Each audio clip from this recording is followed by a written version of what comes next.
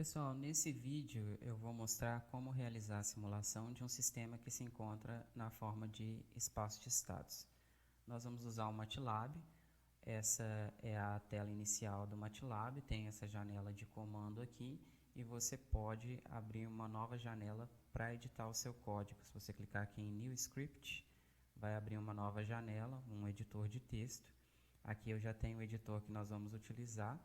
Tá? E nessa aula aqui nós vamos usar a representação espaço de estados obtida no último vídeo que falou de representação espaço de estados. Nós modelamos um circuito RLC utilizando espaço de estados e é esse circuito que nós vamos analisar. Então eu quero observar qual que é o comportamento dos estados ao longo do tempo quando eu aplico diferentes entradas. Então eu começo aqui o meu programa limpando as variáveis com clear, CLC limpando a tela e esse close all ele vai fechar todas as figuras que eventualmente estiverem abertas. Os dados do problema que são R igual a 3, L igual a 1, C igual a meio. Lembrando que é um circuito RLC série. As matrizes da representação espaço de estados que foram obtidas, então aqui a matriz A menos R sobre L, menos 1 sobre L, a segunda linha 1 sobre C e 0, então ponto e vírgula aqui estou mudando de linha, tá? A matriz A é a matriz dinâmica do sistema. A matriz B é a matriz de entradas, 1 sobre L e depois o 0, a matriz C 1 e 0 e a matriz D, que é a matriz de transmissão direta, ela vale 0. Lembrando que nessa modelagem, o primeiro estado é a corrente no indutor e o segundo estado é a tensão no capacitor. Como que eu represento isso em espaço de estados usando o MATLAB? Existe esse comando SS de State Space, então ele tem como entradas as matrizes A, B, C e D, você passa para ele as matrizes, e aqui está um nome que você pode escolher qualquer nome, eu escolhi sistema aqui, sys, tá? E ele vai entender que você está querendo representar um sistema na forma de espaço de estados. Então eu vou simular até aqui, você pode usar o F9 para simular o que está selecionado. E agora, se eu escrever aqui na janela de comando o sys, ele vai me informar o sistema que eu representei. Então, está aqui a matriz A matriz B. Aqui ele já substituiu os valores, né, que eu já tinha declarado de R e L, C. A matriz C, a matriz D. Ele entendeu, então, que é um modelo em espaço de estados, contínuo no tempo. Está ok. É isso que eu gostaria. Tá? Esse foi o primeiro passo. Para simular uma determinada trajetória das variáveis de estado, eu preciso de algumas informações. A primeira dela, vou definir um intervalo de tempo para realizar a simulação. Então, aqui começando em 0, o passo é 0.01 até 50. Então, eu estou indo de 0, 0.01, 0.02 até 50. Preciso definir uma entrada que vai ser aplicada no sistema. Vou usar aqui o seno de t, tá? Onde t é essa variável tempo que nós definimos aqui. Preciso definir um conjunto de condições iniciais, então eu tenho dois estados aqui, eu preciso de duas condições iniciais, né? Uma para o primeiro estado e a outra para o segundo estado. Se eu considerar que indutor e capacitor estão inicialmente descarregados, eu posso considerar condições iniciais nulas, como está aqui, 0 e 0. Então, reparem que o vetor de condições iniciais ele é um vetor coluna.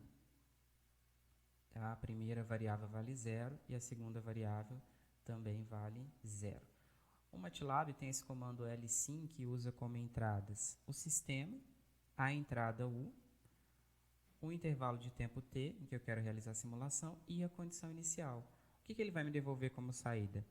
A própria saída do sistema, y, o intervalo de tempo que ele usou para a simulação e, o mais importante, que é a evolução dos estados ao longo do tempo. Então, esse valor x aqui, ele vai conter tanto o primeiro estado quanto o segundo estado ao longo do tempo.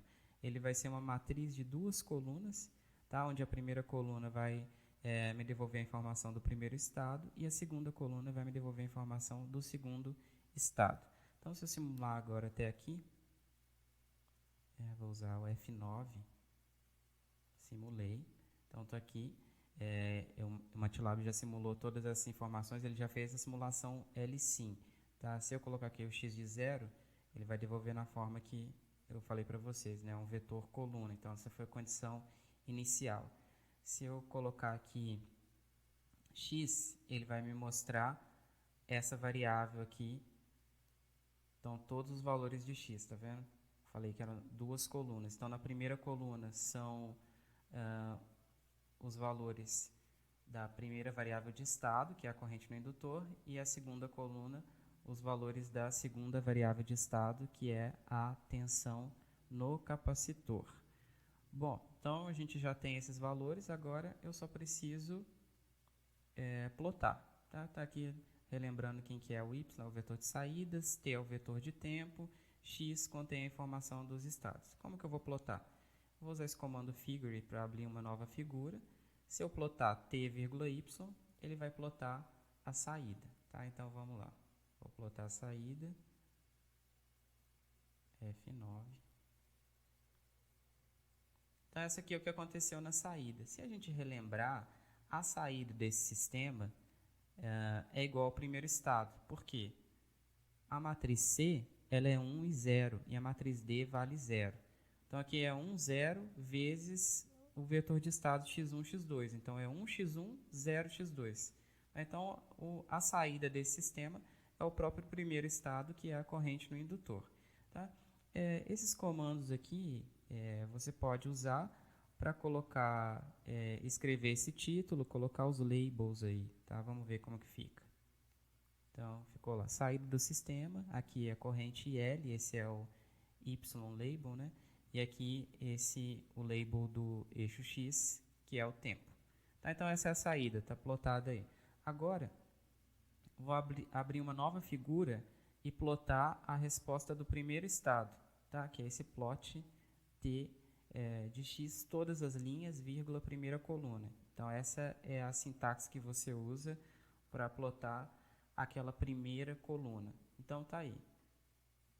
Bom, a gente já tinha falado que o primeiro estado é a própria saída, por isso que a figura continua idêntica à anterior. Esse comando hold on aqui, ele é usado se eu quiser plotar mais de uma curva na mesma figura. Como eu quero plotar o segundo estado na mesma figura, eu vou usar esse hold on. Tá? Aqui eu estou plotando o segundo estado, que é x de todas as linhas, vírgula, segunda coluna, e estou plotando ele na cor vermelha. Esse vírgula aqui, esse R aqui, está indicando que eu escolhi a cor vermelha para essa curva. O título, estados do sistema. No eixo X aqui eu quero tempo e no Y eu vou escrever estados. Então, vou rodar mais essa parte aqui do meu código. Tá? E a figura 2 está aqui. Então, essa é a figura 2.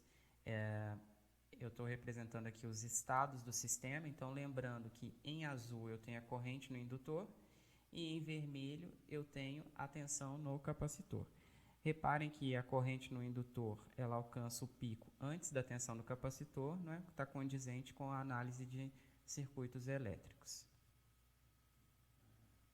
Como plotar a entrada ao longo do tempo? Então você poderia querer plotar simplesmente qualquer entrada. A gente está usando uma entrada senoidal, né? Então você começa uma nova figura, se você não quiser usar nenhuma das que já existem, e você escreve aqui então plot